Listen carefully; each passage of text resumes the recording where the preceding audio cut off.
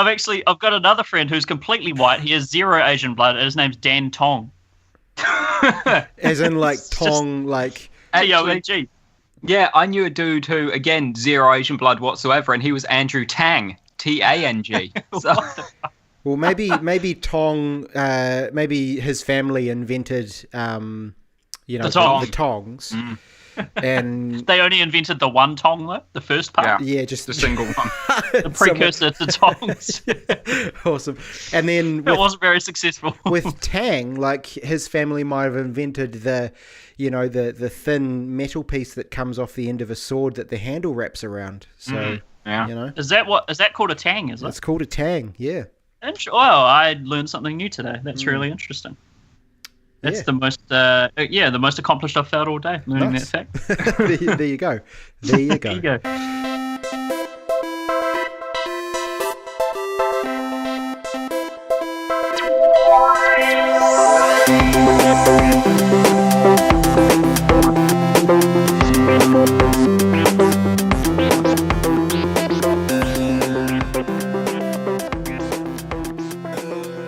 Good evening, everyone, and welcome back to another Overcast Gamer Show. My name is Abe Foster. It is the 2nd of November. We are so damn close to the end of the year, and I'm joined, as per usual, by... Reagan Harper. Hello. Birthday Valentine. And what is it today? Thursday, right? A very odd day to be recording the podcast, but... It's kind of life. Life gets in the way as it usually does. And to be fair, it's kind of just because that's been happening since the day that we normally record the podcast. Like, it's just one of those things. Yeah, we're busy people. We're busy people. Life gets in the way, but life also always finds a way. So we'll always get the podcast done at one point or another. Yeah. What are you guys been up to? How you been? Good, man. I think the past 2 days, the weather. That's all I want, really. They'll point out in Wellington. What is this absurdity? It's like it's coming into summer or something. Yeah. Like, the sun has been out both days. It's been swelteringly hot. Like, it's crazy. Oh, beautiful. It's been beautiful. It's not just the last 2 days, though. It's been like that for a good kind of week now. And I mean... well, I've been outside the past 2 days, so I've noticed it. Sure. Yeah. See, this is the thing. Like, Wellington having a good day is fine. But Wellington having multiple good days consecutively... is it's unheard of. I mean I can't remember the last time this happened. So win-win. Man, Welly. I mean, Reagan, I think you were underselling it a bit there. Welly on a good day is almost unbeatable in my opinion. No, absolutely, 100% agreed. It's just that it's not great at stringing consecutive good days together. No, definitely we absolutely agree on that. Having lived there for 7 years, I can attest to that. Yeah, I went down to Welly to record some music, and man, it was over the most recent long weekend, and cracker of a day, 3 days in a row. I was just like smitten again. Yeah, this is what you're missing out on, Abe. Oh no, secretly, man. Secretly, you're not missing out on it, but this is totally what you're missing out on. We've had some pretty sweet days up here as well. Long evenings, which I'm really enjoying. Get to go for a walk while it's still like pretty light and warm. Nice, which I'm loving in the evenings. So But Reagan, you're on the move, mate. Yeah, so, I mean, right now I'm sat in essentially a bare room. There's a few kind of boxes stacked in the corner, but I'm sitting on my normal desk chair, just with a mic in front of me, and that's it. So it's quite a stark sort of surrounding. But yeah, moving house. If you're an avid listener, I'm not sure if I've mentioned on the podcast, but we've recently bought our first home, which is pretty freaking awesome. Yeah, man. It's been stressful. I'll be totally honest. Like they say, buying your first home, so it's an awesome thing. It's hard work. Lots that goes into it. Lots of like dealing with mortgage people and dealing with lawyers and things. But so lots of legal mumbo jumbo. Oh my gosh. So much legal mumbo jumbo. And like things that just come out of the woodwork too. It's like you'll sit down with someone, like a lawyer or something, and you'll talk with them for like a good 30 minutes and you're like, cool, all right, cool. Got a good handle on everything. And then you'll get an email from them like the following day and being like, oh yeah, and there's also this thing that you guys need to do all of these things for. And it's like, hang on. So yesterday when I said, is there anything else we need to know about? you just chose not to tell us about that. Like, yeah. But anyway, there's lots of things, lots of hurdles to jump, but we're nearly there. And so, yeah, we're packing up our house, and we actually move tomorrow. All things going well. Nice. Tomorrow is our settlement date, and we're sort of like we're maybe pushing it a little bit, in that we're trying to move into the place on the same day that we settle. But it's cool. I'm kind of looking forward to just being able to get in there and then sleep is key. Just set up your bed and only your bed and just crash. Yeah, just crawl into it and just pass out. Yeah. Have you hired a moving crew or anything? Are you doing this all yourself? Yeah, no, my days of moving my own furniture are behind me. Throw money at it. Yeah, pretty much, bro. Pretty much. So we've hired a team from the reputable firm Van Man. I don't know if they're reputable, but the firm is called Van Man, and I'm hoping they have more than a van, because we have quite a bit of shit, and a team of 3 dudes, and so we just get to sit back and relax as these 3 dudes carry all our shit around for us. So nice, man. Well, I hope they're more physically able than some of the dudes who moved me into one of my flats in Wellington. There was they turned up at one point, and half of the crew, there was 4 people, and 2 of them were like way shorter than I was, and looked like they'd snap in a small a swift breeze kind of thing. 4 people. It's like, how are you going to lift a refrigerator?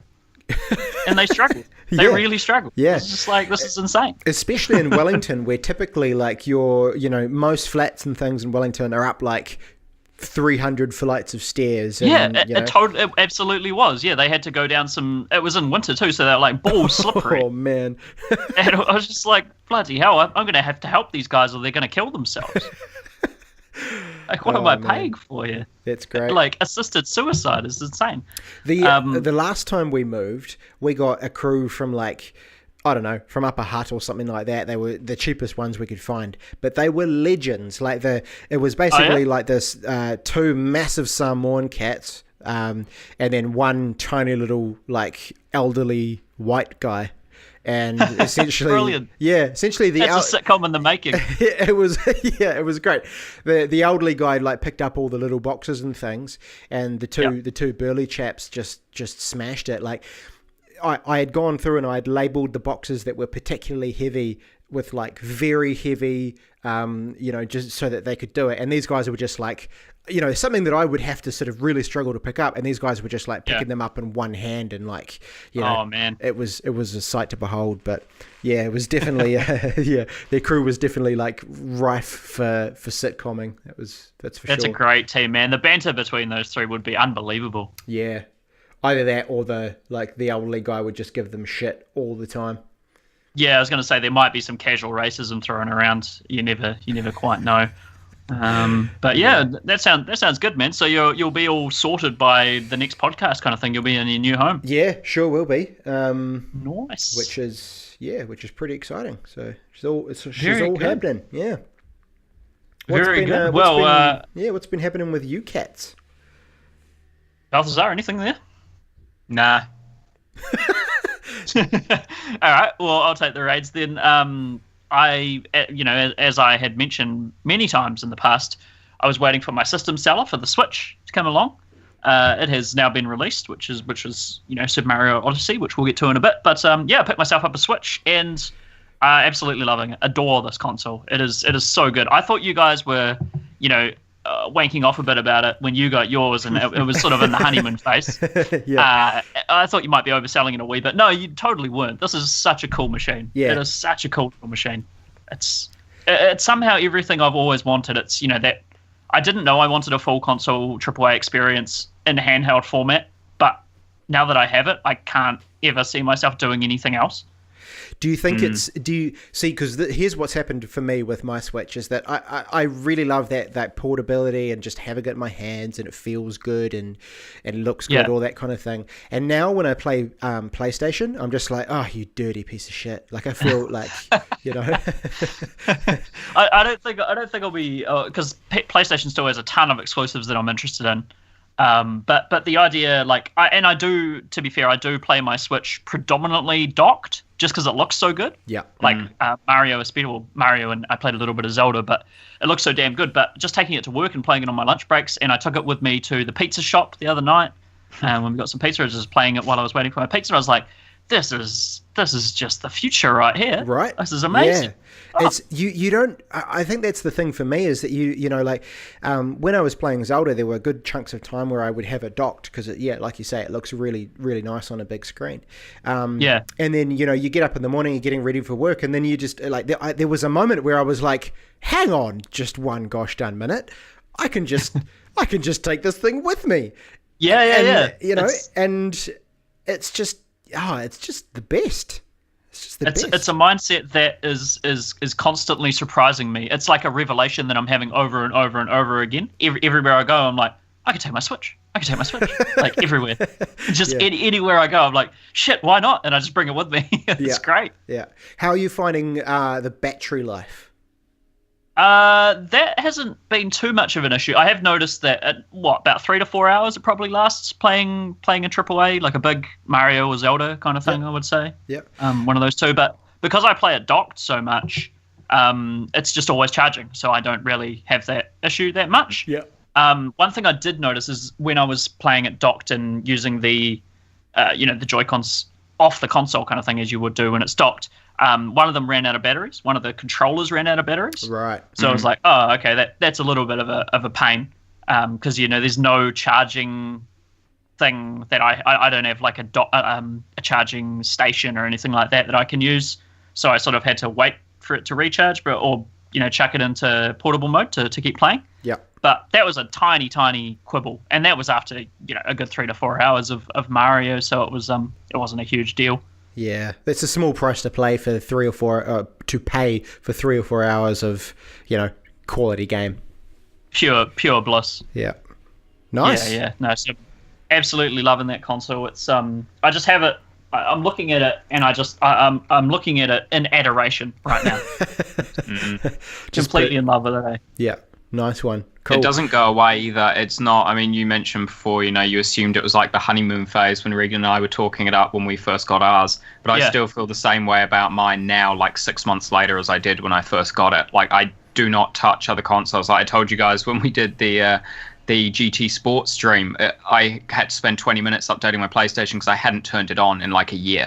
Because since I've got my Switch, I have had no need for another console. Like I've used PC for my big games that are, demanding of things. But if something is multi-platform and it's on Switch, I'm getting it on Switch. There's no doubt about it at all. Like no question. If it's on, PlayStation, PC, and Switch, I'm buying it on Switch. That's the console I want to be playing my games on. That's cool. There's also one more point that I'll draw on, which is purely hedonistic, which is I still feel like it's a luxury item.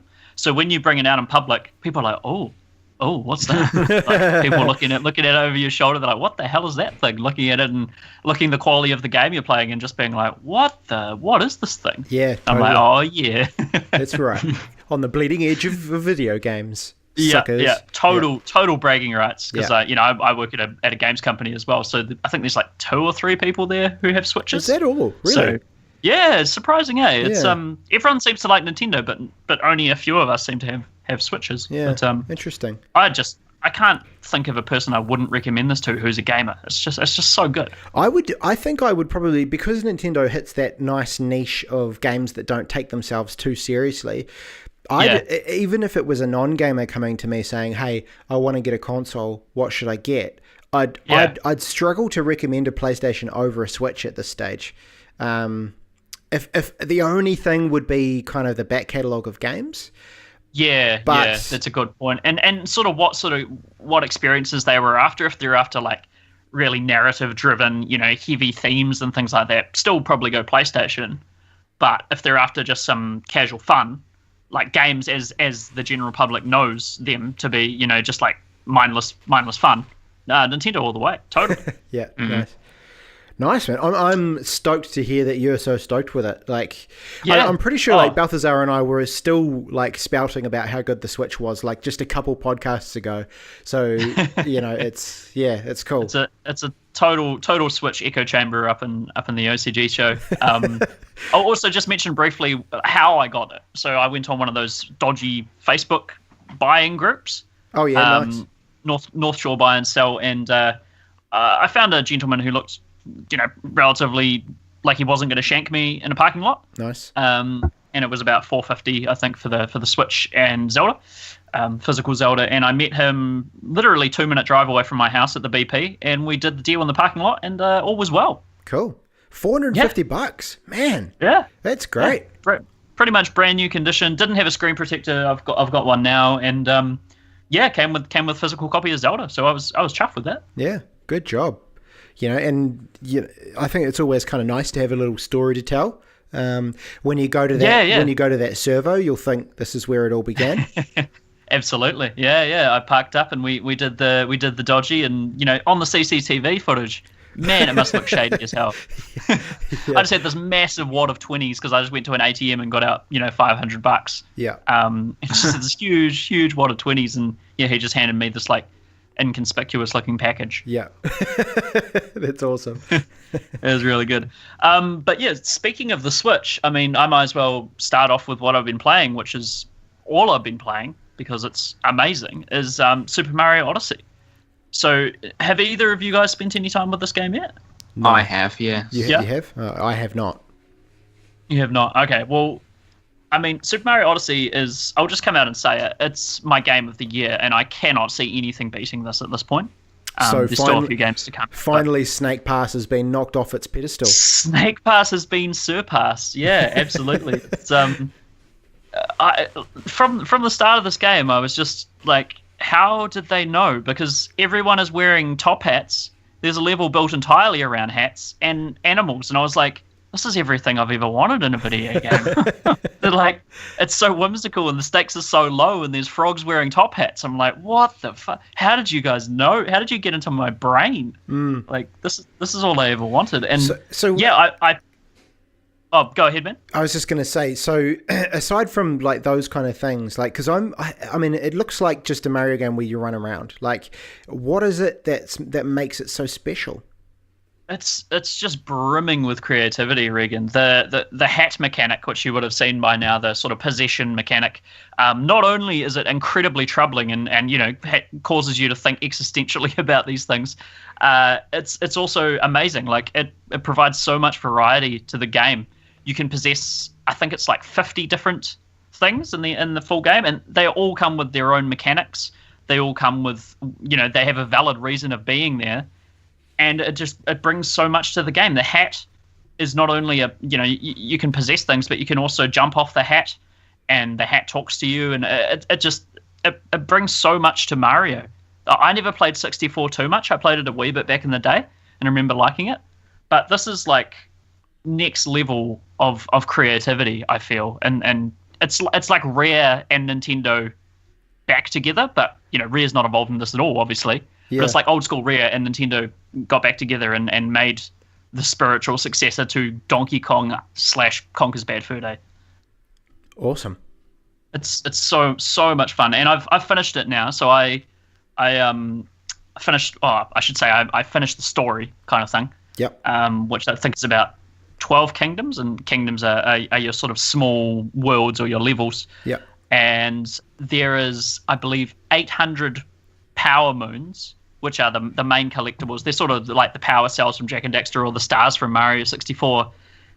There's 800 of them, which is insane. I have about 300, and I think I've put in like 25 to 30 hours into this game. 800? Yeah. Should clarify as well, that's 800 unique ones. You can actually, the counter stops at 999, and you can actually get an unlimited number, but there's 800 unique ones. Right. Good. So how do you carry on getting them if the unique ones are all gotten? Pretty much there's shops that you can buy them from, and when you're first going through before you beat the final boss, you can only buy one from each store, but after you've beaten him, you can buy infinite. They just cost 100 coins each, and you can just keep buying. Huh. Oh yeah, sweet. Yeah, it's the moons are very, they're plentiful. Some of them seem a little bit lazy. I know that sounds a bit sacrilegious in Nintendo game design, but a wee bit lazy. They're just kind of there, and you're like, oh yeah, I'll grab that one. But some of them are so cleverly hidden, and some of the ideas in this game are things like, without spoiling anything, there's a wonderful implementation of 2D to 3D in there, which is sort of a callback to previous Mario iterations, which I just thought was amazing. It serves a purpose. Again, it's not just there to be like, hey, remember old Mario? It's like, no, you use this to actually traverse the level. It's really well integrated into as a mechanic in the game. And there's also there's a few quibbles I have with the game. They're so minor that they just pale in comparison to the pros. But the sort of things like the moon names themselves, like when you collect a moon, it's usually you'll find a moon behind a stack of rocks, and the moon will be called Behind the Stack of Rocks. And you'll be like, oh, well, that's not what I expected. I expected some amazing sort of pun title or something like that. And pretty much all of them are that uninspired, which seems bizarre considering how incredibly inspired the rest of the game is. Maybe that's the joke. Maybe it's about that juxtaposition.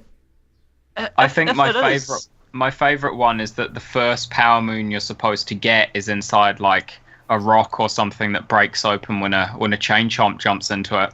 Yeah. You can actually skip that one and get another one first, and it doesn't matter what order you get them in. If you then go back to that one, when you pick it up, it's called My First Power Moon.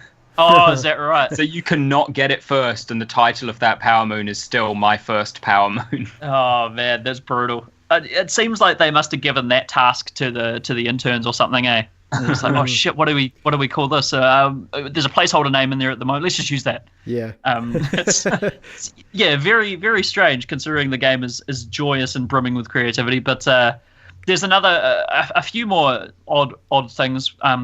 There's sort of objects scattered around these kingdoms that are obviously meant to do something, but you don't have any idea what to do with them until the end game. And it seems like you should at least be able to go up to them and press A, and it'll be like, it seems like a bizarre, like a strange object. Maybe I'll be able to use it, or just some sort of like one-liner about it. But there's nothing. So it almost seems like they could be scenery, and it's kind of frustrating because you don't know if you can use them now. You don't know if you're supposed to use some sort of power or do a sort of a movement into them, dive into them, or something to smash them open. There's no hint whatsoever. Without trying to be as vague as possible, but you kind of can't be if it's what I think you're talking. Are you referring to the giant sort of steel or whatever boxes half embedded around the place? When you actually go to your second or third one and onwards, Cappy does talk to you about them, and he does say, right? He does say, we've seen a few of these around the place. I wonder when we'll be able to find out what they're for. Oh, okay. I completely missed that. He does actually mention the fact that it is odd that they're all over the place and they do look like they're meant to be for something, but that you don't know what yet. Oh, gotcha. Okay, so that's obviously they do that once and then they just leave it be. Yeah, kind of. Yeah. All right, no, that's fine. Then I take that back. I must have just been sidetracked by something else or missed that piece of dialogue or something. But that's fine. There's also just a few more qualms, but they're so minor. There's a few. I mean, this is probably me not being associated with Nintendo for quite a while now, apart from 3DS, but I played that so minimally. The controls were a bit funky to me. Like, it took a wee bit of getting used to. You can do things like throw your hat and jump off it, and when you're trying to make some of the more tricky jumps, that can lead to some pretty frustrating moments. But again, it just takes a bit of time, and you eventually get used to it. But yeah, the controls are a bit odd. Did you find that, Balthazar, at all, or were you sort of straight into it? Regarding controls, my initial thing straight away, it immediately synced because it's the exact control scheme from Mario 64, which is essentially like the most played game of my youth kind of thing. So immediately I was just like, holy crap, this is literally, they've changed nothing. It's the exact same control scheme. So that's probably why, you feel like it was a bit, weird or clunky or whatever, because it is actually a control scheme from the mid-90s, but it still works perfectly. There's nothing wrong with it. No. So for me, no, I had no quibbles at all with the control scheme because it was the Mario 64 control scheme. So as soon as I picked it up, I was like, oh my god, I love this nostalgia instantly. and it should be mentioned as well, I had trouble with the controls, but the movement itself is so fun. And I remember that from 64, being able to do backflips and just having so much variety in your movement. It reminds me of Bloodborne in that there seems to be only like 3 or 4 mechanics, but if you explore those mechanics, they're actually really deep, and you can do a lot with them. Did you just compare this to to a Souls game. That's great. I totally did. It's like the Dark Souls of the Mario games. Oh God, no! Don't ever quote me on that. Also, this game is not particularly hard, which is great. Like I'm not the person who cranks up the difficulty and plays everything on crushing like you guys. I'm the guy who likes to finish a game and be like, that was really satisfying. And this game is like a perfect difficulty for me, kind of thing. And I think there's only one difficulty. I don't think there's a slider or anything like that. There's this assist mode, which is probably the same difficulty. It just has those arrows on the floor to show you where to go or whatever. Oh, so okay. That seemed, I mean, fair enough to put that in there, but half the fun in this game is discovery. Like that's half the crux of the game, really. So that seems like a bit of a waste to go with that one.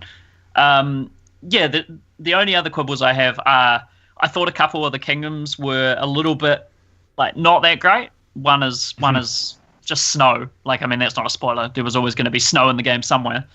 There's another one that I was just like, take this away. Yeah, I'd agree with that. Not necessarily with snow, but there was one kingdom in particular which I want it gone from the game. I just do not want it in there. It's vomit baby playground kingdom. Yes, I think it's the same thing that I'm thinking. Should not have been. It had no place in the game at all. It seemed like Nintendo's B team worked on that one. Yeah. It was like a parody of Nintendo kind of thing. It came across to me as that one. Yeah, if we're thinking of the same one. There's also, I mean, there's lots of winks and nods to Mario 64. There's a weird idea that I feel probably could have been left out and the game would be stronger for it, which is that you find these sort of painting portals around, which is a massive homage to 64. Paintings were the ways to access your kingdoms. And you find these painting portals, and if you go into them, you're like, oh, sweet, man, where am I going? You're like, whoa, what's going to happen? And you turn up in another kingdom. It might have been one you've already done, or it might have been one that's still to unlock. You're like, wow, oh, cool, a new area of this kingdom. But no, it's just this small gated area. It might be an island floating way, way up in the sky.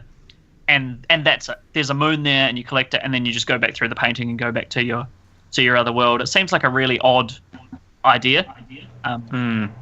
Though, even if it is just an island in the sky, often, the first one I found to go back through, went back to a kingdom I'd already been to, and an island in the sky. But because Mario games don't have full damage, you can just jump off that island to be in the kingdom proper again and just run around. That's true.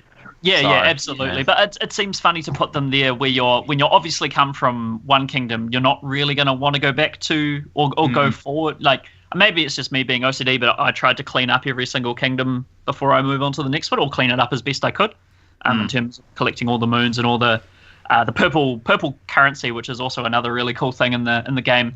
There's 100 of these purple coins are scattered around every kingdom, and each ones can only be used for that kingdom. And you can buy, essentially, they're for cosplay. You can buy outfits for Mario with these purple coins, but they're just there's just a joy in collecting. I just love collecting stuff. It's so much fun, and just when you find these all 100 of the purple coins, which I've only done on maybe 2 to 3 kingdoms, so satisfying. It's so good. But yeah, that's all the qualms I have with the game. I mean, everything else is positive. This is an outstanding video game. Absolutely outstanding. It's just top tier. Spoilers for later on, and I don't know how much more I can say about this game, but I think it might be in my top 10 games of all time. Wow. So, are we expecting? Are you going to do a review for it? I'm pretty tempted to. I'm quite busy in the next few weeks, just that I'm leaving the country. Of course. Yeah. Well, you'll have a flight to Europe to fill in with something, so This is true. Yeah. This is true. Yeah, and I'll be playing a shit ton more Mario Odyssey on that flight. So, if something takes me, or if I get to Amsterdam and hit the bevies a few and just be like, man, I really want to write something about Mario Odyssey. Yeah, you might see some words come through. Nice. Yeah. I'm looking forward to it. Awesome. You guys, what have you fellas been playing? Balthazar, you go first, because I'm intrigued as to what all these ridiculous acronyms are that you've put in our podcast doc. Yeah, there's probably more as well. I've been playing a lot of games, so I'm going to give you guys a list, and you guys just pick two at tops maybe from the list, and I'll talk about those two. Alrighty. So I've been playing Shadow of War. Yep. The Evil Within 2. Destiny 2. Mario Odyssey, of course, we talked about, so probably not that one. Fire Emblem Warriors. Warframe. Guild Wars. Final Fantasy 14. I've played something on Steam. I'm trying to remember what. Okay, I've got my two that I know. I want to hear your thoughts on. Reagan, what are your ones? I want to go Shadow of War. Yep. And I guess Destiny. Well, we've already talked about Destiny 2, though, haven't we? So, The Evil Within. Yeah, those are my two as well. So, yes, Balthazar, tell us about Shadow of War and The Evil Within 2. Okay, so Shadow of War is probably the biggest disappointment of 2017, if not of the past decade of gaming. Jesus. So, this game has nothing new that wasn't in Shadow of Mordor whatsoever. It is... I mean, obviously the story is new, but the gameplay is identical in every way. So if you 100% completed Shadow of Mordor, for example, you are probably not going to have the patience to play much Shadow of War. Unless you 100%ed it because you fucking loved it and all you want is more. Well, I did. Shadow I think of War was incredible. I 100%ed it because I loved it so much. I paid for the DLCs for it just to play more of the same. But I don't know. There's something about Shadow of War that's like, it's the same. But I think this is where I kind of a space in which I coexist a little bit with Abe, where it's the scale of it. It's the vastness that it's just too overwhelming. To know that it's exactly the same, but also that there's just that much, it just deters me completely from playing it at all.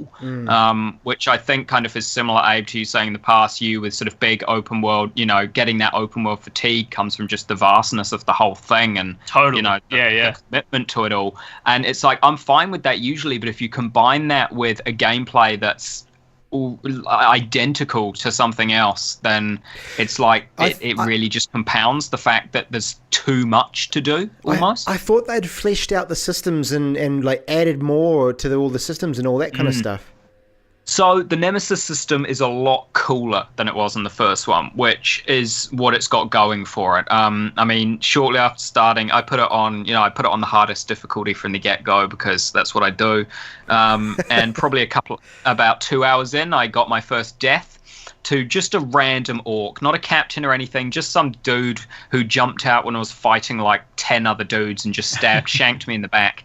And I don't remember his name. His name was like Tolmok or something, and he shanks me, and then he goes, I got him, I got the Tark, and he gets all like excited and everything. He's like, you'll remember the name Tolmok, the Tark Slayer, and then it comes up and says Tolmok promoted to captain, and then his name is Tolmok the Tark Slayer kind of thing. Cool. And then next time you encounter him, I killed him because I deliberately hunted him down because he beat me. As you do. And, it is still one of those games that builds cool stories for each person who play it. Like, I killed him, and even though I won the fight and killed him, he had to get that final goad in. And he goes, oh, you've beaten me this day, but nothing will ever change the fact that I killed you. And I was like, oh, God damn it. He knows how to goad me. And so I killed him, butchered him, head off, legs off, arms off, everything, he's gone. And then a few hours later, this dude blindsides me again, smashes me to the ground. I turn around and he's like, remember me, Tark? And his everything is now robotic and machine, and he's called Tolmok the Machine. And he says, like, my crew dragged me back and repaired me, and now I'm more machine than man. And, he goes after that. I don't really fight him. He kind of just leaves after he's told me he's still there. And then he kills, hundreds or thousands of, Gondorians and everything. And so again, when you have another confrontation with him and I beat him again, he's always got to get that last word, and he just turns up and goes, all those deaths, they're on your hands. You made me what I am. When you allowed me to kill you that first time, you made me this. And so he's like, the Nemesis system is amazing. It still is, but it's not enough to carry incredibly droll, repetitive gameplay that promises it's going to be 200 hours. Like, I don't want 200 hours of that, no matter how good your interactions with each individual orc may be. Yeah, right. So it's like, I have a really cool story. Tolmok the Tarkslayer is great. It's the only story I'm going to have from that game because I'm not playing it again. Like, I just have no desire to go back to it whatsoever. I never even got up to the end of the second act, which is where you actually get the ability to start dominating them and building your army. I didn't even get up to that huge selling point of building your armies and taking over bases because I just got incredibly bored too long before then to have any desire to carry on. So yeah, it was a shame. Shadow of War is easily my biggest disappointment of this year because I was super pumped for it because of what a sort of sleeper hit Shadow of Mordor was. Yeah. But yeah, Shadow of War just for me doesn't cut it. That's a real shame. Yeah, absolutely. That sounds like a massive bugger because it was your most anticipated game before StarCraft. Remastered came along. Yeah. Yeah. Oh, shit. Well, would you recommend it as a sort of buy on a sale, maybe? Yeah, I would say maybe in 2 years or so when they do a version with all the inevitable DLC that will come out for it and sell everything together for a complete package and the online loot box store has shut down because it costs too much to keep it running and no one's buying it anymore, then buy it. Nice. But yeah, prior to then, honestly, if you didn't play Shadow of Mordor but you always wanted to because it looked cool, yes, pick up Shadow of War because it is the same as Shadow of Mordor. It is just as cool. It's just if you have played Shadow of Mordor, it's probably going to be dull and repetitive for you. So yeah, I would recommend it to people who didn't play Shadow of Mordor and that is their sort of game, and I think they'll get a lot of fun out of it. Nice. That's cool. Yeah, all I pretty much want from that game is what I got from the first one, which is essentially Lord of the Rings mixed with WWE. Yeah, and they still have those intros. They're great. I love it. But yeah, there's just I also felt they made you too powerful as well, I think, is the issue in 2, or in Shadow of War rather. So even though you get those cool intros, you kind of get bored of them after a while as well because there are so many. Because obviously the cities are being sieged. They throw 100 captains at you at once, so you just see them all back to back to back to back to back, and then you kill them all in one hit because you're so overpowered compared to everyone. Right. So yeah, they kind of upped the stakes and then didn't because they also made you a god. Yeah. It's, I don't know. There's a lot of odd choices in the way that game's been presented as a finished product, and I'm not a fan, unfortunately. Yeah, that's a real bugger. Well, maybe look into the Shadow of War if you enjoyed the sort of Nemesis system, the one selling concept of Shadow of Mordor. But yeah, maybe wait for a sale or just breeze past it. There's plenty more good stuff that's come out this year. So yeah, nice, man. What about Bethesda's Evil Within 2? What a load of shit. Sounds like it's been a disappointing couple of weeks. I'm really happy that you guys picked the worst 2 games on the list. So you guys know my hatred for the first Evil Within. That was just a poorly constructed pile of garbage. Sounds like Bethesda. It didn't know whether it wanted to be a survival horror or a sort of action horror. There would be scenes where it would force you to fight, but the controls were awful because it wasn't a game intended for you to fight. And then there would be scenes where they'd give you tons of ammo and weapons, so you'd think you're meant to fight, but then it would be unlimited waves of enemies because actually you're supposed to run. Like, the game couldn't make up its mind what it wanted to do, and it never told you as the player what you were supposed to do at any given time. I remember you talking about this and it being really frustrating for you because it wasn't kind of guiding you. Yeah, and I think the thing that really annoyed me about it is I talked to someone else about it, and they said their reply was, "Oh, what? So you're one of those gamers who likes to have your handheld when you're playing?" And I'm like, hold on. No, I play everything on the hardest difficulty first time. I like the challenge, but I like a game to know what it's trying to do. Like, when I say I don't know what I'm supposed to do, I don't mean like I need the game to tell me what I'm supposed to do. I just mean, why is the game giving me unlimited shotgun ammo in a scene with enemies coming at me if it doesn't want me to shoot the enemies because that will actually fail the mission? It wants me to turn and run away from them. Yeah. Like, what? There's no cohesion there whatsoever. It doesn't make any sense, and that's what the Evil Within 1 did. The Evil Within 2 doesn't do that. It's I guess, fundamentally a much better game. It knows what it's doing. It's a survival horror in which it wants you to sneak past enemies, but in which you can, because it consistently gives you little ammo throughout it, you can build up a stockpile. So every now and again, you can choose to just run through mobs of things and shoot them if you want to. Right. So it is consistent throughout, but it's still not a good game. Like, I guess what I learned in what I played of 2 is that underneath the gross incompetence on the part of the person who actually designed the levels of the Evil Within 1, there was also just a terrible foundation of a game that gross incompetence was built upon. And with Evil Within 2, when they remove the incompetence, you're left with seeing that shoddy shell of a game that was always underneath it. And it's still a horribly uninspiring, unenjoyable event of just trudging through nothingness to get to a cutscene that's poorly animated and gives no exposition or idea of where you're going or why you're doing it. Apparently you have a daughter that you're trying to save now that was never brought up at all in the first game. And your wife died in a fire, maybe? I don't know. Like, I'm pretty sure this is set relatively quickly after the first game, in which the character never made mention of a wife or daughter, but also never made mention of both of them perishing in a fire. So either he very quickly got married and had a kid in like 6 months, or they were still alive in the last game and he never brought them up, or they were already dead, but he didn't bring up that they died in a fire and they just randomly chucked it into this one with no real reason or explanation other than for the ghost of the daughter being the reason that he's gone back to the shithole he was in the first game. Like, it's I don't know. It's bad. It's bad. It sounds like from I remember what you said about the Evil Within 1 and now what you've said about this one too. It really sounds like a case of Shinji Mikami, the Resident Evil guy, just wanting to recapture his former glory, wanting to return to that pedestal, but really employing style over substance.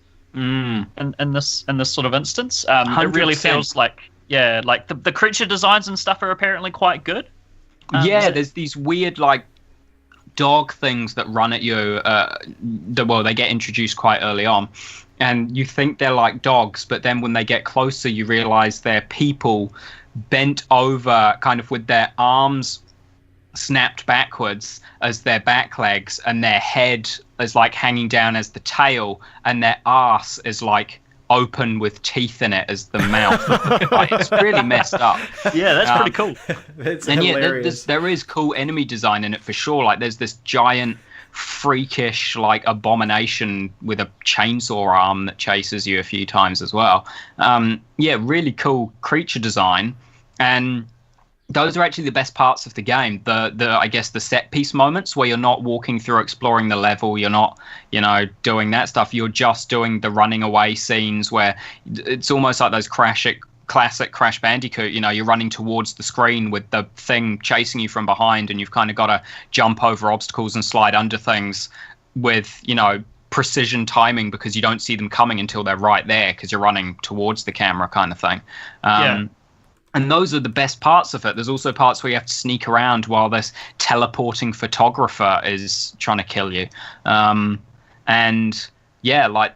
of the sneaking with the big bads near you are the coolest parts, but they're few and far between, and most of it is still just exploring like empty streets with a zombie here or there. Like that, I don't know. It's not good. Man, it sounds kind of like I'm not sure if you guys are familiar with the Saw franchise, but it sounds like every other Saw film apart from Saw 1 and maybe Saw 2. Like Saw 1 would be Resident Evil in this case, and every other Saw film would be The Evil Within. Just trying to recapture that lightning in a bottle. I don't know though, because at least as the Saw franchise went on, while the while the visual content of the films was just like you said, trying to recapture the first one, at least there was a narrative. At least they developed Jigsaw as a character as the franchise went on. That even within two have no development of anything whatsoever. No character, no environment, nothing. There's nothing in terms of development of any regard. So I would say, like, as scathing a review as this would be to people who already consider, the Saw franchise to be the bottom of any barrel at all, that Saw is like fucking Citizen Kane compared to the Evil Dead. There you go. Put that on the box, Bethesda. Yeah. Amazing. Oh man, that's a disappointing fortnight for you there, man. Yeah, well, as much as I've been hating on those two, it's not all been bad. Everything else I played that we didn't discuss, I actually thoroughly enjoyed. So that's a real unfortunate, but we might have to move on to Reagan. Reagan, what have you been jamming, man? Pretty much exclusively GT Sport this fortnight. Nice. We did a stream of it a wee while ago, where we basically just talked about everything other than GT Sport the whole time, which is kind of how we roll. As Reagan cut laps around a circular track. Yeah. It was actually unfortunate in that, like, the most boring tracks were allocated for that time. So, which kind of leads me to, I guess, the game, in a sense that it's, if you're a fan of Gran Turismo as a franchise, there's a strong chance you won't like this game.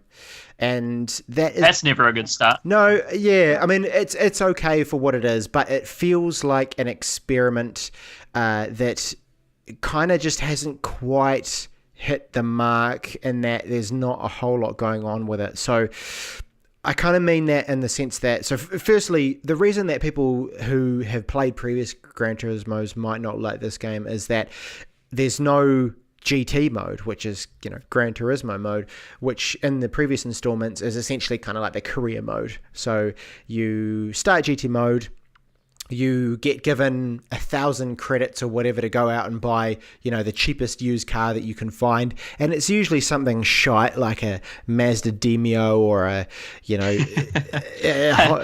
on the Demios. a Honda Jazz or something. Like, in terms of like comparing this to, supercars.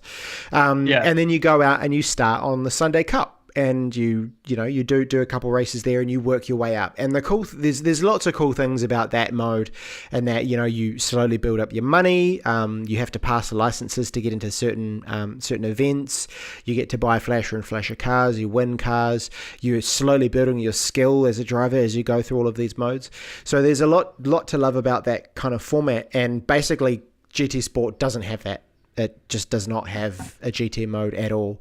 And I suppose you could argue that they were upfront about that, and that they said that it was going to be essentially like an online experience for Gran Turismo fans, which is what it is.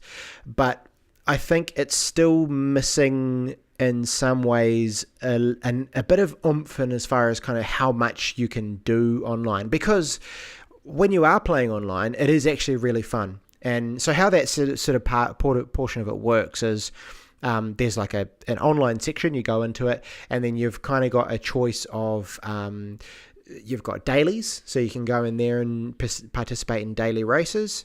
And then you've got like cups where they are on certain days, like they're dated, so you have to enter, and then you have to race on a certain day, which is kind of cool. It's sort of like real life.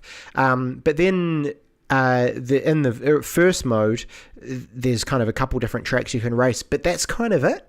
So that's really all you have to play around with at the moment as far as online racing. There's also like a lobby where you can set up your own kind of rooms and things and race with. I assume you need friends to do that, which I don't.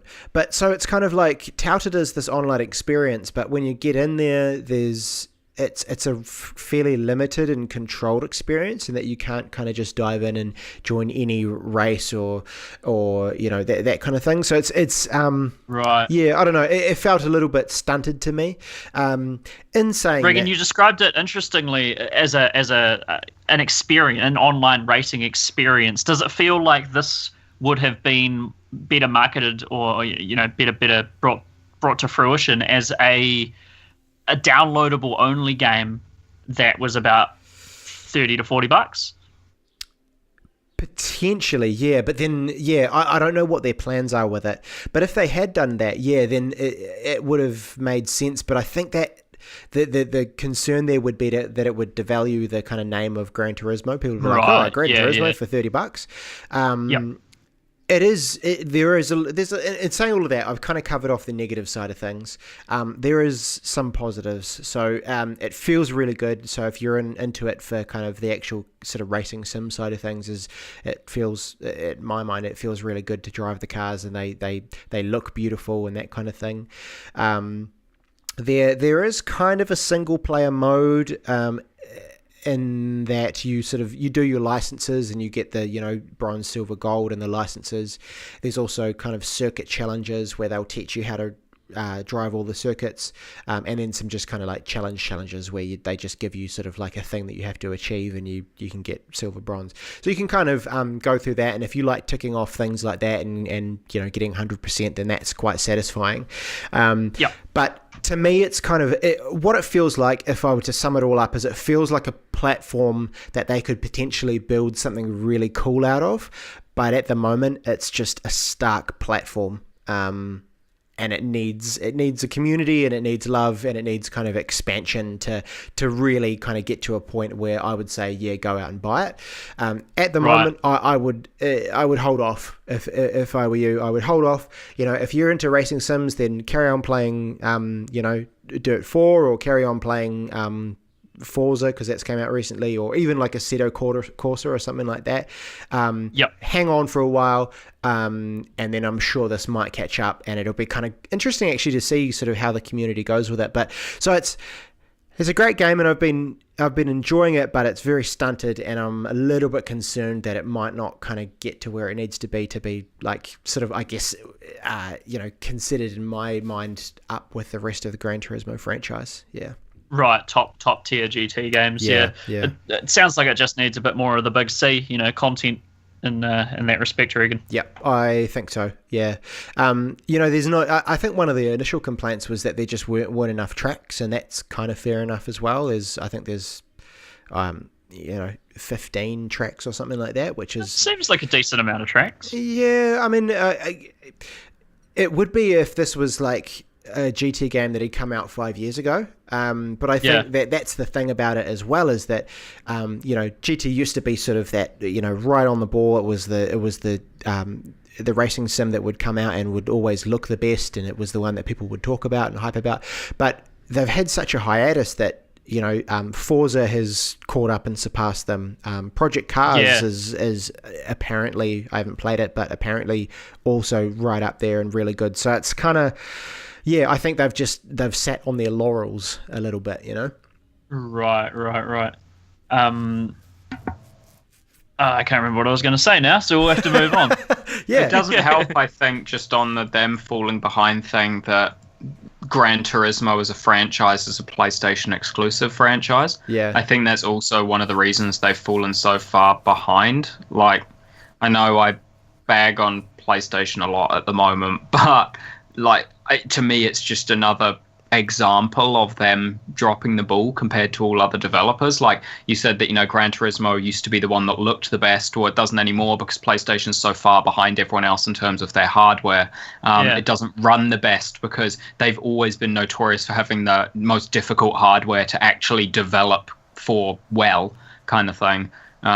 And it's, the most bare bones and shell of a game compared to the others, feeling like there's modes missing because they probably, with Sony not doing so well lately, had a pretty, Polyphony probably had a pretty strict deadline on when it had to be out the door. There was probably some significance to when it came out. And I don't know, I just feel like the reason it's falling is because it's a Sony exclusive. Yeah, I mean, do you guys think that GT Sport is Sony attempting to recapture? Because I feel like Sony invested so much in Evolution Studios, the guys who made Drive Club.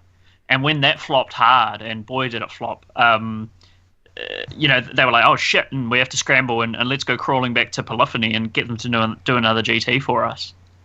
Yeah, yeah. I don't know. I think it has to be said as well, just to sort of put a slightly positive shine on it as well, that the online racing is actually really fun. So when you're in there and you're in the racing, it's really good, and there's some cool sort of rules that they built in there, so that if like people are driving like D-bags, they'll have kind of their rating drop, and things like the cars will go into they'll turn into kind of ghost cars, so that if they try and smash into you, they'll just go straight through you and off the track. So things like that. So It's worth stating that the actual online experience is quite good. It's just sort of stunted, and yeah, like you say, it's missing the big C. Yeah. One last question about this, Reagan. I don't remember. I'm pretty sure the old GTs had a killer soundtrack. Does this have a killer soundtrack? Honestly, I found it a little bit obnoxious at the beginning, and I kind of I just turned it down. I went into the settings and turned it down so I can barely hear it. Yeah. What sort of music are we talking? What sort of genres are we talking here? So in the menus and things, it's kind of got like a slightly more modern jazz, because the menus in GT games have always had that sort of like jazz, kind of soundtrack to them. So it's that, but a little bit more modern, which is fine. The in-game stuff is, it's, I don't know. It just seems relatively forgettable to me. But then, it didn't take me long to turn it down, so I don't really feel like I can really comment on it. Right. Is it sort of EDM, or is it rock, or like what? It's a bit of a mixture of everything. It's kind of like it's very unobtrusive, I suppose you could say. Like, it's just the stuff that happens in the background. There's a little bit of a rock, but there's definitely some electronic stuff in there as well. But yeah, as I say, I've barely listened to it. And I think that's just a lot as well, because I like to just listen to the cars as well, like the sound of the cars. Right. Yeah. So it's the sort of elevator music equivalent of all those genres. Yeah. Yeah. Sure. Yeah. And very, very disappointing. I remember, I think it was GT2, or one of them had a really, really good soundtrack, I remember. And it was just, really pumping. Really pumping. It's felt like a pretty negative half hour on the OCG show. It has, unfortunately. Yeah. Why don't you bring us back up, Reagan? You have been going to the movies, or at least watching something. Yeah. At home. Yeah. What have you been watching, man? So movies in general, I watched Moana, actually. Nice. Which, because I've had, like, at work, I work with a couple people that just they adore the film, and these are people that are singers, and so they love the sort of I guess the theater of the Disney songs and all that kind of stuff. And then I remembered recently that you had mentioned, Abe, that like Moana was kind of one of your movies of the year. Totally. And then I just happened to find myself at home by myself one evening, and I didn't have much to do, so I thought, you know what, I'm going to download Moana and watch it. And I really enjoyed it. Awesome. Yeah. It kind of struck me, the visuals to start off with is what really got me, because you think about movies like the Toy Story, that kind of thing, you're like, wow, they they have done a really good job here. Toy Story looks amazing, but then when you see Moana, it's kind of like, wow, they the hair, all the hair and the water. Yeah, it's just it's incredible, and you really think like they are not inhibited in any way anymore. Like, they can do anything, they can render anything on that screen, and so everything that they've done is kind of it's all stylistic, and everything has been chosen to be done like that, and so it looks amazing. The songs were kind of interesting as far as Disney songs go. Just because I really like the songs, and I hate musicals. Absolutely abhor musicals, and these songs just made my heart sing, man. Yeah, they are definitely nice songs. The one I liked all of the songs. The only one that I thought was kind of a little bit odd was the one near the beginning of the film, where they're all sort of like in the village, just kind of singing about stuff that they do. Like, it's so good. It's so good. We chop at the trees. We, get the coconuts, and we do this. I was like, I don't know, just lyrically. Is it that disconnect of musicals? One of the reasons I don't like musicals is that it sort of takes me out of the movie when everyone starts singing and dancing when I'm supposed to be believing they're inhabiting this world, and and just living their life kind of thing. Is it that? Is it that it took you out of the experience when people were just like... No, it was purely just the lyrical content and the way that they were just like singing so literally about what they were doing. If they were singing about like if it was a nice song about them like just loving their life or like about being like living a relaxed life or something like that, it related to what they were doing, and you can kind of see that. But they literally like... I can't remember the lyrics, but they're like literally talking about like we drink coconuts and we, it was a little bit on the nose for me. Yeah. I mean, the crux of that song is kind of what you mentioned. It's all about the island life and how they all work together as a community. But yeah, the verses kind of go into like, this person climbs the trees and this person like drinks the coconuts and all that. Yeah. No, I can see that. But, so not a huge fan of those. But the rest of the songs. The rest of the songs are all fantastic, and I really love the. I don't know, just the space in Disney songs. They seem to just kind of like open up and it's almost like a big hug, they're just so nice. I love that. I love that description. The space in Disney song. I've never heard that, and I think that's so accurate. So very accurate. Yeah, it's just they have a style certainly in Disney musicals, and it's really special. All the songs are great. The Rock did a good job as Maui. Yes, he's awesome. Yeah, his song is really good too that he does. Yeah, the Rock can sing, dance, act, and wrestle. That seems incredibly unfair. Yeah, I mean, there's a shed load of auto tune going on his voice, but I mean, he's doing okay. He's doing okay for himself for sure. Yeah. I thought the voice acting obviously was all amazing. The acting was all amazing. And the story. Did you like the little Mad Max Fury Road homage? I think I must have missed that. Did I?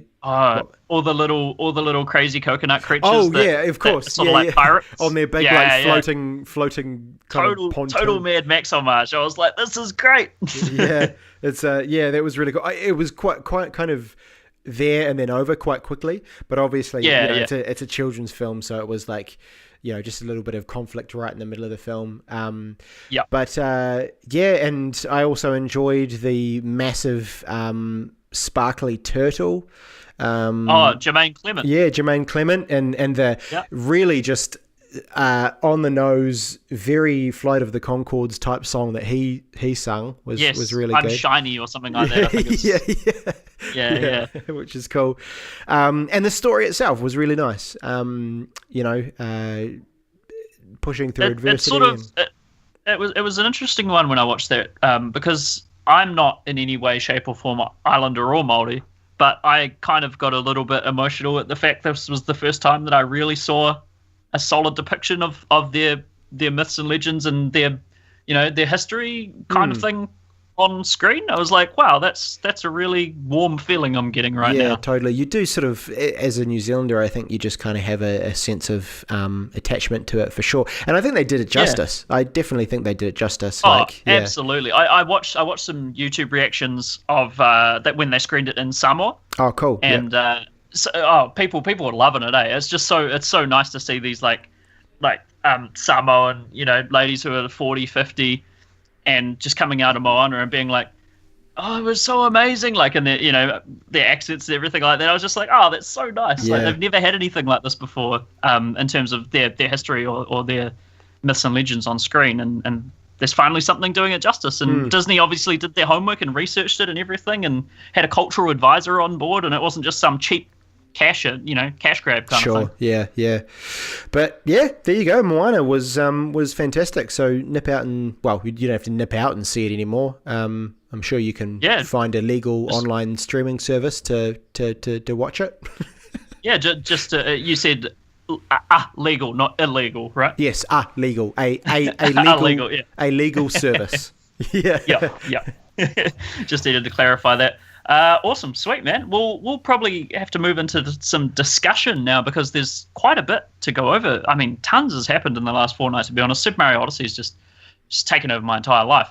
But Paris Games Week has just been, or we're kind of in the middle of it now, I guess. So there's been a ton of trailers released for Paris Games Week. some of the more noteworthy ones. The Last of Us Part 2 got another trailer, or sort of got a...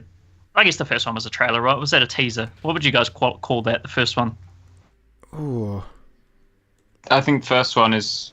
it's a trailer. It's not a teaser because it had content. A teaser doesn't. True. Yeah, that's a good. Metroid Prime 4 had a teaser. Yeah, Metroid. That was literally a typeface and some bloody music or something like that. Yeah, an ominous score. So Last of Us Part 2 had a trailer come out, which was actually really. I mean, if this is not in the game, I'll be well surprised, because this was fully animated, animatic kind of thing. It looked like a cutscene. Yeah. And it was about 5 minutes. It was huge. It was absolutely massive. I was kind of like, when I saw the length of it, I was like, do I want to watch this? And then I couldn't help myself and I watched it. But you guys have all watched The Last of Us Part 2 trailer. Yes. What did you think? Brutal. Yeah.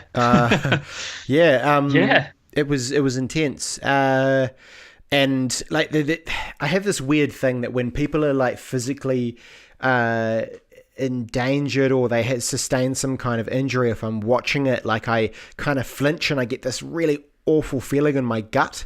I'm not sure if everyone gets that, but it's weird. Like I can't watch, those fail shows they have on TV where like it's just people slipping over and hurting themselves and things. Yeah. I find it like, it's kind of funny, but I find it hard to watch those shows. But anyway, the point of this is that in the trailer there's a female character being kind of pretty much strung up and hung, and then another character kind of has a knife and she sort of pushes it against the other character's belly, and it's just like it just That was pretty gnarly. I thought you were going to talk about the other moment, to be honest, Reagan, which my favourite part was when the chick's arm got broken by the hammer. That was brutal, man. She says something like clip her wings, and then she goes and smashes that lady's arm with a bloody claw hammer. Yeah, well, that was awful too. I think broken bones make me really quite nauseous, just in general, especially if they protrude from the skin. But seeing that, man, fucking intense. That trailer is all I really have to say. Up in arms about it, aren't they? They're all little babies pissing their pants because it should have had a warning in front of it. Should have had a trigger warning. The people are again. It's the outrage culture we live in. People have to find something to get angry about, and they're coming out and they're saying, should we be using extreme violence to promote video games? I mean, it's The Last of Us. What the hell did you expect? Yeah, and I don't know that like using extreme violence to promote the game is bad if the game is about extreme violence. It's in context, right? How do you want us to promote it? Like, with fluffy... I think the problem is we allow idiots to have opinions. Yeah, I agree. This whole freedom of speech thing needs to be clamped down on. Yeah. It was. I enjoyed it. I mean, Balthazar, you're not a fan of the idea of The Last of Us Part 2 in general, right? No, I know that it's a vastly sort of unpopular contrast. No, I mean, the thing is, yes, it is to the people who really want a sequel, but then also, no, it's not to the people. There's a lot of people in my boat as well who really just think it should be left alone. It was a perfect game as it was and should not have a sequel. And for me, I feel a little bit better about the trailer when Reagan pointed out that he believed the woman that was strung up was Ellie. I didn't get that impression whatsoever. But if it is Ellie, cool. Because if it's not Ellie, I thought that trailer was garbage, except for the chick's arm being bashed in was pretty cool. But because it was exactly what I dreaded the second game potentially being, completely detached from anything that resembled the first, just another story in the same world. We don't want that. Like, I don't want another story in the same world. If you're going to put out a sequel, make it something relevant that people actually give a shit about. They gave a shit about the interactions between the characters in the first game. You know what, Naughty Dog? You're not as good as you think you are at writing stories. You're good at writing character interactions and character development. People love The Last of Us for Joel and Ellie. They did not love it for another generic zombie outbreak storyline. So if you remove Joel and Ellie, you remove that history of incredible character development and interactions that they had, and you're not going to do as well with your second game without that foundation that's been built, in my opinion. They must know. They must know. I don't think they do. They have to. Everyone. That's what everyone on the internet was talking about when you ask anyone who loves The Last of Us. It's about Joel and Ellie. Like, it's that interaction between them. Like, surely Naughty Dog knows that that's the currency they've got to play with. Like, yeah, I totally think that's why they've called it The Last of Us Part 2 as opposed to The Last of Us 2. It is going to be about 2 of the story from Joel and Ellie. Yeah, exactly. Yeah, exactly. So it has to be them. That's why I was afraid when I first saw that trailer, because as I said before, I didn't think that was Ellie. I just saw it and I was like, a bunch of random fucks. Who cares? Like, don't do this, Naughty Dog. I thought you were better than this. If it is Ellie, cool. For a lot of reasons. 1, because it means they are going to continue it and it's going to be the same. 2, because fucking good on them for that complete change in character body type from Ellie being, the small, sort of not at all built, needing defense, to actually showing her develop and build into the type of person that would need to exist in that world. That she would have to be fit and strong and well built to survive in that world. Good on them for recognizing that and doing that with the character instead of just doing another generic, damsel in distress build kind of thing, like some scrawny runt who somehow manages to make it through all these situations. But yeah, I didn't get the impression it was Ellie. Well, that's the thing. Like, I'm worried now that it's just totally not. And but I mean, I have a theory that, we've seen Ellie and we've seen Joel in the first trailer. So they obviously, and Neil Druckmann's gone on record and said, this is a continuation of that story. This is going to be about hate. The first one was about love. But I sort of had a theory that the lady, the Ellie lady, or whether or not she's Ellie, I thought it might be Ellie's mum, because you sort of, it gets hinted at in the first game about Ellie's mum, and thinking maybe this is a flashback to before Ellie was born. Like, there's a close up on when he draws the knife over her stomach. He says she says a certain line. I can't remember what it is. Cut out the infection or something. That's something like that. But the close up on her stomach, I was just like, okay, I see where this is going. Oh yeah. So I got a similar vibe from that it was, I think it's just because that whole trailer gave me a really strong Outlast 2 vibe. And it's just the opening for that game is, a ritual thing trying to cut a fetus out of a woman who, they believe is sullied or whatever. And they got a really strong vibe of that for the start of that that Last of Us Part 2 trailer for sure. Right. Yeah, I also think that Naughty Dog is smart, though, and I think that they will know, like, if they use a camera angle like that, it's such a traditional movie trope of, zooming in on something important, that they'll know that people will figure that out and assume it's Ellie's mum. So perhaps that's a red herring as well. So I don't really know what to think, but my theory at the moment is that that's taking place in the past and the narrative will interchange between the past and the present. That makes a lot of sense now that you put it like that, because the thing that tricked me was that she looked mildly similar and her voice sounded similar as well, but it's enough that it bridges that gap to me going, actually that makes total sense for it to be her mum. And I'm really interested in that. I think that'd be really cool to see her mum and to see her origin story kind of thing, or just what the world was like pre Ellie and when she came into it. Maybe the game will end with Ellie being born, even it'll jump between timelines kind of thing, but maybe the origin section, the prequel section, will end with Ellie being born or something like that. I don't know. And then Joel will be her dad. Joel will be her dad. It was, how everyone was assuming in the first game that Joel was going to be a massive twist and Joel was going to be her father. Right. And that would have been. No, I don't remember that ever being. Like, who the hell thought that? It was because it was like, a father figure and a daughter figure, and everyone, everyone's ingrained with these ideas of tropes and things like that. There was a whole thing that people were just being like, oh, it's totally going to be revealed that she's going to be Joel's daughter, even though Joel's daughter is some other girl. Even though Joel's daughter we already know existed and died, and it's not been long enough since then that he's had another daughter and she's grown to that age, and he magically forgot about her, so that when he was first introduced to her and we as the audience were explicitly told this is not Joel's daughter, it's going to turn out to be Joel. What the fuck is wrong with the internet? Jesus. And that's the whole power of the first game, right? Is that Joel is in need of this. They both need each other. That's the whole point of the game. Yeah. Like, they come together for this need kind of thing, and that's the whole magic of The Last of Us 1. It's not because she's secretly his offspring from some one night stand. Like, that sounds horrible. I would not. It sounds like it sounds like a David Cage game. Speaking of David Cage games. We had another trailer revealed. Now, I think this brings to the end of the trailers that all three of us have seen. I watched the Detroit Become Human trailer. That game, again, no release date on that yet.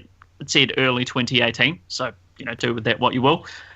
I'm very intrigued by this game. It looks pretty damn cool. It looks intense as all hell. I mean, most David Cage games are pretty intense, but the whole trailer was the scene of domestic abuse between a father and a daughter and a sort of maid robot person. But it sort of showed the choice paths and all that sort of stuff we've come to expect from the maker of Heavy Rain and from everything we've seen from Detroit. But yeah, pretty intense stuff. And I mean, as far as the dialogue goes, because that's usually the downfall of David Cage games, it wasn't that bad. So maybe he's learned. I don't know. It's, there wasn't anyone just yelling Jason for 3 minutes. Jason! Jason! But yeah, it wasn't too bad. It looks gorgeous, and I'm really intrigued as to how the design of this game works. In that, is it just a bunch of mini narratives that you play through, and they're going to weave together at the end, or that would sound suitably David Cage, yeah. Yeah, like the characters will weave in and out of each other's lives and that sort of thing. Like, that's what Heavy Rain did, right? Detective and the killer and all that sort of stuff. But yeah, it looks cool. I'm definitely intrigued by it, but time will tell on that one. We also had a trailer, finally, we Sucker Punch is up to. They've been silent, I think, whenever Infamous First Light came out, or Infamous Second Son, I guess. That First Light would have been their B team. We haven't known what Sucker Punch should be doing, and we got an announcement from them, which is a game called Ghost of Tsushima, which is set in feudal Japan, and it looks like a pretty cool samurai game. It looks like Onimusha mixed with Tenchu, mixed with, I guess, Neo. It's just all that cool samurai shit. That's all I could really glean from the trailer. It's open world. I watched a quick interview with some of the Sucker Punch dudes, and it's an open world game, which I was kind of like, it's open. I mean, Sucker Punch, that's what they do, right? They do open world games, but yeah, I don't know. That's pretty cool. It looked gorgeous, so I'm in. As far, none of you have seen anything about this game or heard anything? Or... No, I mean, I just Googled it, and the top article is PS4 exclusive Ghost of Tsushima's trailer is way better in Japanese. So, Oh, well, there you go. I'll have to. So I don't know what I'll gain from that. Japanese. What are English speakers going to gain from? I don't understand. Typically, it's a voice acting thing. Right. It may just be way better because the voices fit the character much better or something. I mean, I don't know. I haven't seen it in English, so I don't know that it, doesn't fit in English. But I have seen... What is this from? I have actually seen stuff for this. It seems there's two vastly contrasting promotional images for this game, and I saw the crap one that looked like PS2 era graphics. There's one where he's standing there and it's like full body and he's kind of in the dark with what looks like either ash or snow or something falling around him, and that looks really cool. The one I saw is close up on his face with fire behind him, and it looks like a PlayStation 2 CGI trailer. It's god awful. Oh yes, I can see. That's actually a screenshot from the trailer. That screenshot looks terrible though. That does not. No, it's not great. I've seen that image. I think that might be the thumbnail for the trailer on the PlayStation channel. So I just scrolled straight past it in my feed of new things because it looked like some poorly developed PS2 era game that was for some reason coming to PS4. Yeah, that thumbnail does not do it justice at all. I don't know why they've decided to use that. It's really bad. But I watched the trailer proper after this. Yeah, I think you'll be into it, man. It's I don't know. I would have liked if it was an open world, but what can you do? It's Sucker Punch and they make open world games. But a few more trailers to talk about. We had a Spider-Man trailer, which I've noticed I'm not sure if it's always been like this, but the stylization of this game has changed to Marvel's Spider-Man.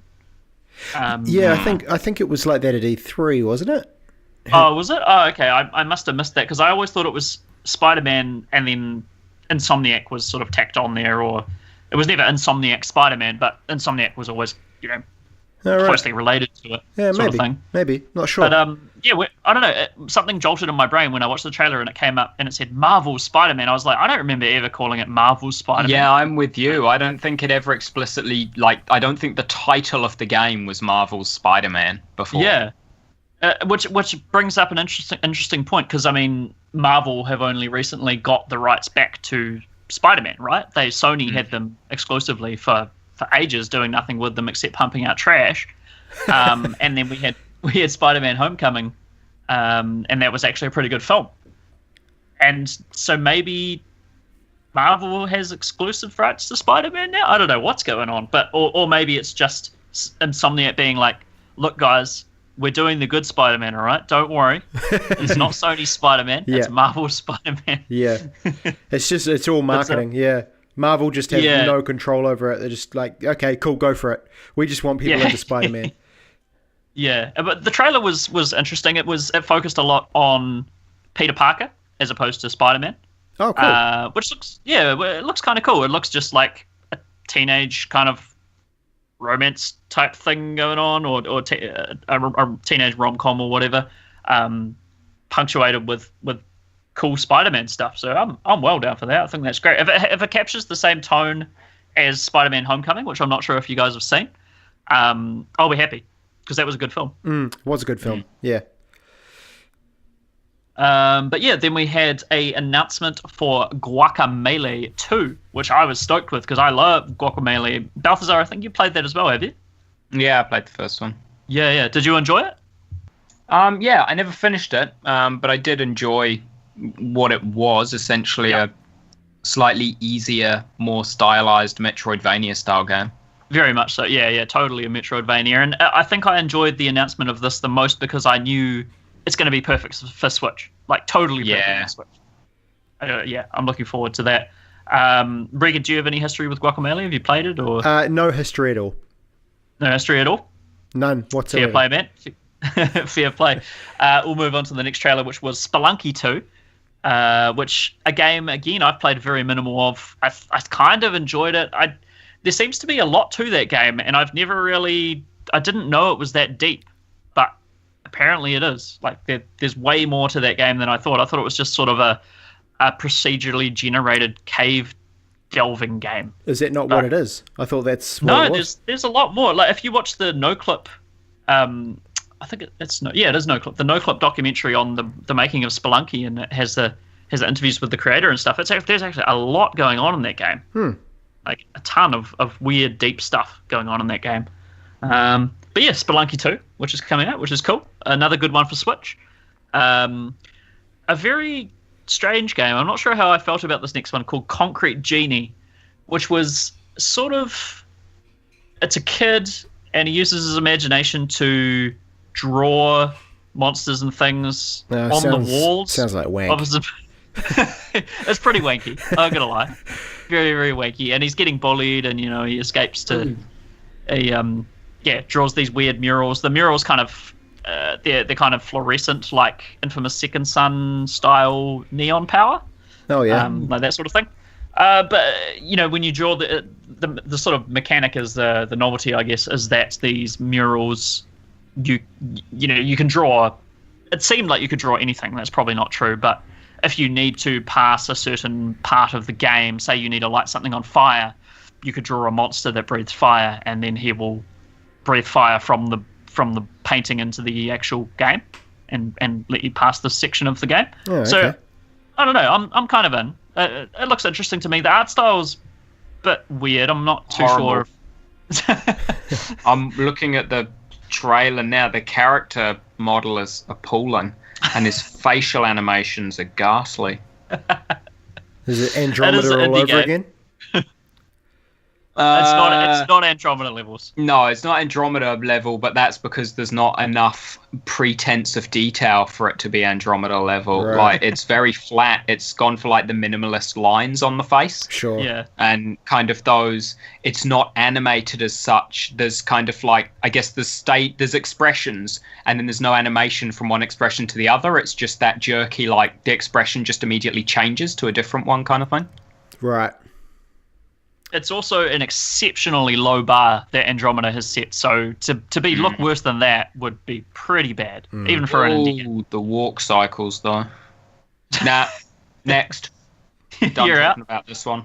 He's out. All right, we'll move on to second to last one. I mean, it might as well be the last. I don't really know jack shit about the last one. Hong Kong Massacre, which actually looks pretty sweet. It looks like a Hotline Miami style game, but way more gritty or I wouldn't say gritty because Hotline Miami is pretty damn gritty. Way more realistic looking in terms of its art style. Much more watercolor painting kind of thing going on there. And yeah, it just looks like I'm trying to remember that game with John Woo that was on Stranglehold. Do you guys ever remember that game for previous gen consoles? No. John Woo's Stranglehold. It's sort of a Max Payne style game set in Hong Kong where you run and do slow motion dives and shoot a shit ton of dudes. It was pretty fun, but it was very one note. And Hong Kong Massacre looks like that, but from a top down perspective. And apparently it was announced in 2014. This game. Wow. Is that right? Yeah. Wow, that is a long ass development cycle for what it looks like. Been in development hell for a while, I'd say. Yeah, maybe. I'm not. Who's the devs on this one, Balthazar? Is it just some random? Vresky. Yeah, that doesn't even sound like a word. Yeah. Vresky Games. Yeah, Vreski. Vresky. Yeah. Interesting. Well, I mean, I'm interested because I love Hotline Miami, and anything that takes inspiration from that is I'm in. Sounds great. But yeah, that looks interesting. It looks sort of like grindhousey a little bit as well. Like the stylization of the logo just looks a bit grindhousey and exploitation film type thing. It's funny how it's like the trailer that I had playing for it was for PS4, but on their official website they say it's coming to PC, Mac, and Linux. What? And that's it. The website looks like it was made in the early 90s and hasn't been touched since. Nice. It's quality. Has it got a sort of one GIF or one image just tiled on the background? It just has one image. The platforms it's on, the release date, which is TBA, and the entire 95% of my screen is black. Sounds like some good web design. Brilliant. Well, that's pretty much all the games on that. There's one called Onrush, which is kind of a racing. It looks pretty fun, actually. It looks like what's it called? Flat Out, or there's another racing game that was kind of released recently, and you go up a bunch of ramps and do flips. It looks like a lot of fun, but I don't really know too much about it, so I don't have too much to say. There was also a new trailer for Monster Hunter World. Oh, yeah. Cool. Which, I don't know. It's doing that weird thing that I hate when games do, where everyone's become so ingrained with a franchise existing on one system and now they've just randomly moved it. Like, fair enough, they've moved it back to Sony where it originally started, but it's like most of the Monster Hunter fan base is on Nintendo now, and it would be better on Switch than on PS4. So why have you done this? Yeah, that's Capcom, right? Monster Hunter? Yeah. Everyone knows they're top notch for decision making. So. Deep down, we all know what happened to that wonderful game. Yeah, I mean, that brings us to the end of the podcast, really, because we usually do a top 10 here, but, I mean, my top 10 would probably be Super Mario Odyssey, and I've already spoken at length about that, so I won't wank on anymore about SMOD, as I've affectionately come to call it. But, yeah, anyone else got any closing words for listeners here? I'll see you all on the other side. Nice. When I no Good longer luck with the move there, Reagan. Yeah, thank you. When I no longer have fibre internet. Wish me luck. These guys taking a step back into the past. Thumbs up? Nah, I got nothing to say. You got nothing? Sweet as. Well, you can check us out as per usual, facebook.com/overcastgamer, youtube.com/overcastgamer, twitter.com/overcastgamer, and overcastgamernz on the old twitch.tv. We do streams every week. At the moment, we've been pretty good, actually. We've been keeping them up.